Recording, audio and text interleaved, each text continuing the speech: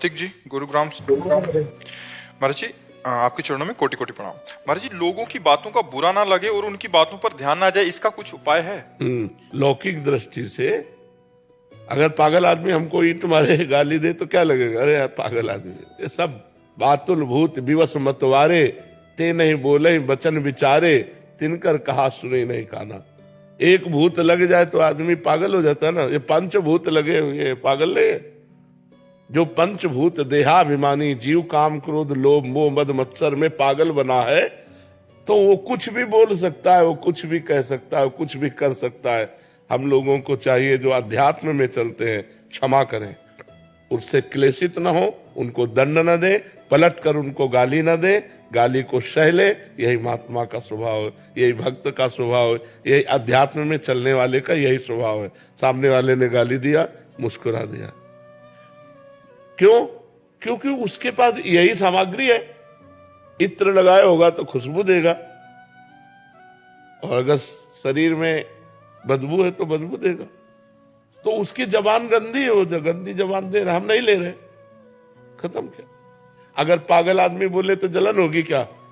अगर कुछ बोलना भी चाहोगे तो अपना ही मन कहेगा यार पागल आदमी वैसे ही बेचारा मर रहा है, उसको क्या बोलोगे, वो पागल है।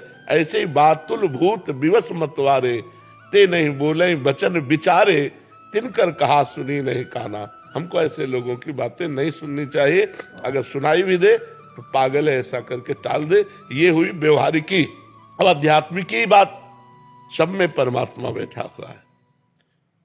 वो हमको मजबूत करने के लिए प्रतिकूल परिस्थिति पैदा करके हमें को दृढ़ कर रहा है। जैसे शीशा है, एक कंकड़ मारो टूट जाएगा, और उसे गरम ठंडा गरम ठंडा गरम ठंडा करते करते बुलेट प्रूफ कर दिया जाता है। नहीं किया? गोली मारो तो नहीं टूटेगा। तो हमें ठाकुर जी बुलेट प्रूफ बना रहे हैं कि कोई बोली मारे तो अब टूटे ना। बोली मारे, कैसी भी बोली मारे, और हमारा हृदय दुखित ना हो, तो हमारा हृदय बुलेट प्रूफ हो गया। ये प्रतिकूलता अनुकूलता प्रतिकूलता अनुकूलता सहते सहत सहत सहत बाढ़ है भगत गृह तन गुरु हित गार। ये बहुत बड़ा आनंद का विषय है अध्यात्म। अगर हृदय में आनंद आ गया तो सामने अपमान कर रहे हैं, मार रहे हैं, पीट रहे हैं, वो अपनी मस्ती में परमात्मा आनंद में डूबा हुआ जा रहा है, तब तो अध्यात्म मिला। वो एक गाली दिए तुम दो गाली दे दिए, वो एक थप्पड़ उठाए तुम दो घूंसा मार दिए, तो बराबर ही तो हो गया। फिर क्या हुआ? तो हम नाम जप करें, सत्संग सुने, भगवान से प्रार्थना करें कि हमको सहन शक्ति दे, हम दूसरे के द्वारा किए हुए प्रतिकूल व्यवहार को आनंद पूर्वक सह पाएं। सुमिता वर्मा जी, यशोदा नगर से। महाराज जी, आपके चरणों में कोटि कोटि प्रणाम। महाराज जी, ईश्वर प्रत्यक्षानुभूति एवं साक्षात्कार का विषय है। महाराज जी, कथा एवं प्रवचन का नहीं है, इसका क्या तात्पर्य है? कौन कहता है? इतने 18 पुराण है, 4 वेद हैं, स्मृतियां हैं, शास्त्र हैं। अगर वो प्रवचन का विषय नहीं है तो प्रवचन होता क्यों है? अरे वो वाणी का भी विषय, वो वाणी से भी अतीत है, वो सबसे परे, वो सब में भरे है, वो सब रूपों में वो सबसे परे भी है। परमात्मा को ऐसे कैसे कह सकते हो कि वो ऐसा नहीं है? वो वाणी का विषय नहीं। तो जितने संत महात्मा गान करते हैं, भगवान श्री कृष्ण द्वैपायन व्यास देव जी ने 18 पुराण गान किए, 4 वेदों के द्वारा उनका गान किया, तो असत है क्या ये भी तो सत है ना। पर वो नेति नेति है, गान करते हुए भी वो कहते हैं नेति नेति, इसका पार नहीं पा जा सकता। असित गिरि समम स्यात् कज्जलम सिंधु पात्रे, सुरतर वरुशाखा लेखनी पत्र मूर्वी, लिखत यदि ग्रहीत्वा शारदा सर्वकालम, तदपि तो गुणानाम निष्पारम नयाति। हे ईश्वर, हे परमात्मा, हे भगवान, स्वयं सरस्वती जी समस्त वृक्षों को लेखनी बना ले, समुद्र को स्याही बना ले, और पर्वतों सहित पृथ्वी को कागज बना ले, और निरंतर लिखे, तो भी आपकी महिमा का पार नहीं पा सकते। जो गाई जा रही है वो उन्हीं की महिमा है। इसी गायन और श्रवण से तो आप आए हो, इसी गायन और श्रवण से तो आपका कल्याण हो रहा है कि नहीं हो रहा? ये छोड़िए, ऐसे चलिए, ऐसा भजन कीजिए। तो असत होता तो तुम्हारा परिवर्तन कैसे होता? असत होता तो हम लोगों का मंगल कैसे हो जाता? असत होता तो आप दर्शन करने किसके आए हो? अगर वो वाणी का विषय नहीं है तो वाणी से जितने महात्माओं ने गान किया सब झूठा है क्या? क्यों? बोलो ना। वही वो है मत्ता परतरम नान्यत किंचित अस्ति धनंजय। पर आंखें ठीक करनी है, वही वो है, सब रूपों में वही है, सब में उसी का नूर समाया। कौन है अपना कौन पराया, तो सबको कर प्रणाम, वही है।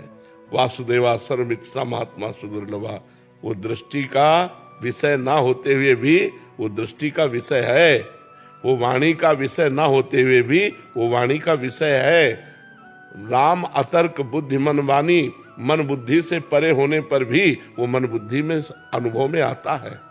यही तो समझना। याद हाथ से रघुनाथ कर, बेग न जाने कोई, जो जाने रघुपति कृपा, तो सपने मोह न हो। समझ पा रहे हो आप? थोड़ा सा कम समझ पा। क्या समझना चाहते हो, बोलो। तुम कौन हो, उत्तर दो।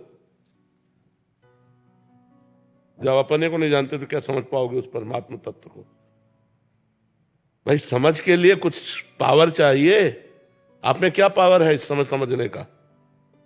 जो कह रहे हो कम समझ पा रहे हैं, तो आप में पावर क्या है समझने का? बुद्धि की पवित्रता किस ऊंचाई पर जो है साधु की बात को समझने की? मसाला भी तो चाहिए हमारे अंदर, वो सामग्री भी तो चाहिए समझने के लिए।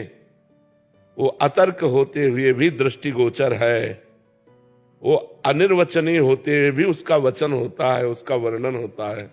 ये 18 पुराण, ये वेद, ये शास्त्र, महात्मा जो गान कर रहे हैं, ये उसी सत्य स्वरूप परमात्मा का ही गान कर रहे हैं। पर वो अनंत महिमाशाली है। जैसे समुद्र में आप डुबकी लगाओ तो आप था नहीं पा सकते, पर समुद्र में डुबकी लगाई जा सकती है, और समुद्र को नापा नहीं जा सकता कि हम इतने लीटर समुद्र है। तो एक प्रकृति की रची हुई रचना भगवान की, जल, उसको नहीं नापा जा सकता। तो जिसने इस प्रकृति को बनाया उस परमात्मा को कैसे नापा जा सकता है? ये छोटी सी वाणी के द्वारा उसको संपूर्ण वर्णन कैसे किया जा सकता है? पर संपूर्ण वर्णन होता है, अगर ना होता तो अनुभव ही नहीं होता शिष्य जनों को, क्योंकि गुरु वाणी से ही तो वर्णन करता है, तो शिष्यों को अनुभव हो जाता है कि नहीं हो जाता? ऐसे हो जाता है। जैसे देखो उस डाल के ऊपर चंद्रमा दिखाई दे रहा है, एक हाथ देखो ना डाल के ऊपर, तो हम देखते तो हमें चंद्रमा दिखाई दे देता है, लेकिन क्या डाल के एक हाथ ऊपर है क्या? हजारों लाखों करोड़ों हाथ ऊपर है, पर हमें दिखाई दे देता है ना। ऐसे ही हम परमात्मा का वर्णन करते हैं और वो हमारे अनुभव में आ जाता है। सुनते सुनते रोमांच हो गया, रोना आ गया, और उनकी मधुर मूर्ति हमारे मानस पटल पे छा गई, हो गया भगवत साक्षात्कार हो गया। ये जितने भी शास्त्र हैं सब परम सत्य है, एक भी अक्षर गलत नहीं है। अब समझ में आ रहा है कुछ कुछ? प्रतीक नेहरा जी मेरठ से। राधे राधे महाराज जी, आपके चरणों में दंडवत प्रणाम। महाराज जी, जैसे कि आप बताते हैं कि मन के 2 विभाग होते हैं, अच्छा और बुरा, परंतु मुझ नीच से संतों का मानसिक अपराध बनता है और तत्काल मन संतों के चरणों का भी स्मरण करता है। गुरुदेव, बहुत विचलित हो जाता हूँ, डर लगता है कहीं मानसिक अपराध क्रिया में ना बदल जाए। महाराज जी, ऐसे में क्या करना? ये बात है, तो हम क्या संतों के प्रति अपराध करते हैं? महाराज जी भौतिक दृष्टि लगाते हैं। नहीं तो आपको भगवान ने सेवा दी है क्या कि आप संतों की परीक्षा लीजिए? तो अपने को बचना चाहिए। पर्वत में मस्तक मारने से पर्वत का कुछ नहीं बिगड़ता, अपना ही खोपड़ी फूट जाती है। ये संत अडिग भगवान के जन है। अच्छा, 3 गुणों का खेल चल रहा है, सतोगुण, रजोगुण, तमोगुण। अब कोई सात्विक प्रवृत्ति का है तो आपको अच्छा लगेगा, कोई राजसिक प्रवृत्ति का है, कोई तमोगुण प्रवृत्ति का है, लेकिन सब भगवान के जन है। हमको चाहिए अपना सुधार करना है। हम क्यों दूसरे को, जैसे हमें दिखाई भी दे रहा कि ये गलत है, बस हे भगवान आप ही सब रूपों में हो, मुझे संभालो प्रभु, मेरी गंदी दृष्टि दूर हो। दूसरों के कपार फोड़ना है। पर निंदा के किए ते आवत नहीं कछु हाथ, मूर्ख पर्वत पाप को ले चल अपने साथ। ये मूर्खता है कि हम दूसरे की निंदा, दूसरे का दोष दर्शन करके अपने पाप बढ़ाएं और अपने को दुर्गति में ले जाएं।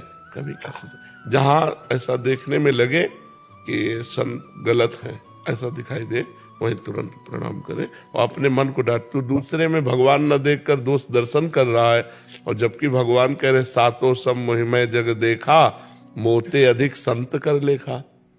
मेरे से अधिक संत भगवान आदेश कर रहे हैं। अब ये कि संत भी तो मनुष्य शरीरधारी है ना, तो कुछ न कुछ चेष्टाएं अलग अलग होती। वो पूर्व में कितना भजन किए हैं। यहाँ बिना भजन के कुछ नहीं मिलता है। तो हमको प्रणाम। एक राजर्षि है, एक ब्रह्मर्षि है, एक है बिल्कुल अकिंचन, फटे पुराने कपड़े पहने हुए, भीख मांग के खाना, रात दिन भगवान में भजन में डूबे रहना। तो संतों की कई कोटियां हैं। और एक है अवधूत कोटि के, जिनको कोई परवाह नहीं, समाज की कोई परवाह नहीं, शास्त्र मर्यादा से ऊपर उठे हुए, जब जो मनाया जैसी मस्ती उनकी। अब उनको देखोगे तो या तो पागल कहोगे और या तो धर्म विरुद्ध कहोगे। तो हमको चाहिए कि हम अपनी स्थिति को बढ़ावें। देखो, ब्रह्मलीन महापुरुषों को पहचाना नहीं जा सकता। भागवत में पढ़ के देखो, रहुगण कपिल भगवान से सत्संग करता था, लेकिन पालकी में ज्योति दिया सिद्ध महापुरुष जड़ भरत जी को, पालकी में लाके ज्योति दिया, तो पहचान पाया क्या?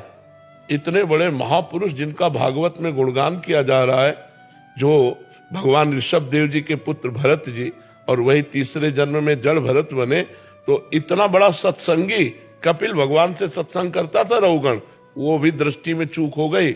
उसने साधारण मूर्ख समझ करके उनको पालकी में ज्योति दिया, और जब उन्होंने उपदेश किया तो कूद पड़ा पालकी से कि इतने बड़े महापुरुष, और चरणों में लौट गया और कहा क्षमा कीजिए, मेरे से गलती हो गई। तो संतों को पहचान पाना बड़ा मुश्किल है। एक बार एक ट्रेन में एक संत भगवान ऐसे बैठे थे, अब उनके संतों के शिष्य होते हैं, भगत लोग होते हैं।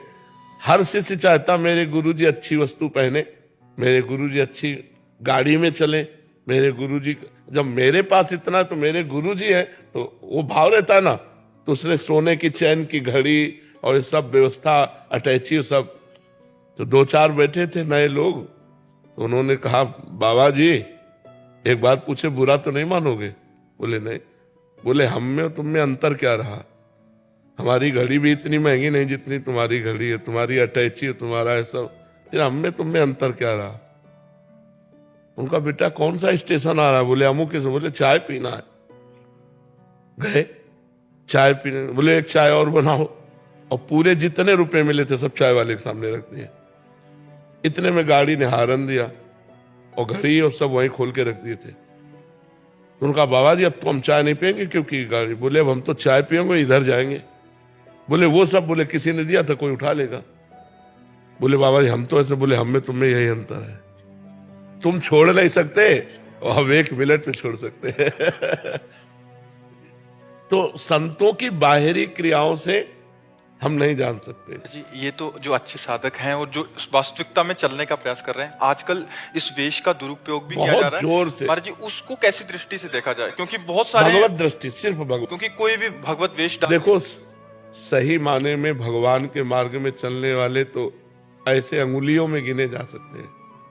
सही माने में जिनका लक्ष्य भगवान है, भगवान की आड़ में वासनाओं की पूर्ति, रुपया की प्राप्ति, मनोरंजन, ये अलग बात है।